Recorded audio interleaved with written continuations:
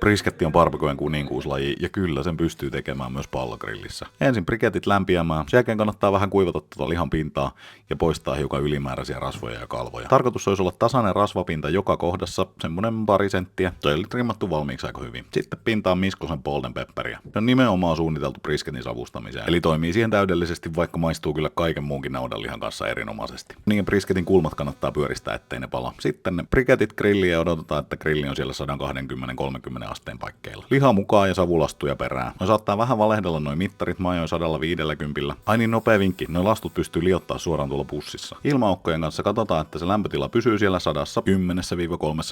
Lisätään lastuja, kun savua ei enää tuu. Lisätään brikettejä, jos tuntuu, että lämmöt laskee. Ja sitten odotetaan. Mä maalasin vähän seinää ja tein vähän lyriikkaa ja somevideota ja mitä ikinä. Jossain siinä 6 ja 8 tunnin kohdalla lämpötilat alkaa olla siellä 70 asteen kieppeillä, niin sitten voidaan vetää wrappiin. Mulla oli butcher paperia, vähän liian vähän toki, mutta foliokin toimii ihan ok. Tuossa 70 kohdalla se lihan kypsyminen hidastuu aika reilusti, niin tuolla wrappäämisellä se saadaan nopeutumaan. Sitten jatketaan siellä 120 kieppeillä niin, että liha on tuolla 93 siitä paksuimmastakin kohdasta ja se alkaa hyllyä tällä iloisesti. Brisketissä on 2 eri lihasta, eli leikataan niiden välistä ensin puoliksi, tosta näkee ne molemmat lihakset. Ohuempi pää siivutetaan sen puolituksen mukaisesti ja se paksumpi pää niin kääntää 90 astetta, niin sitten menee lihan syytä vastaan. Täydellinen koostumus on sellainen, että se liha pysyy kasassa, mutta ei tarvii hampaita syömiseen. Eli sitten vaan ostamaan golden pepperia lähimmästä kaupasta.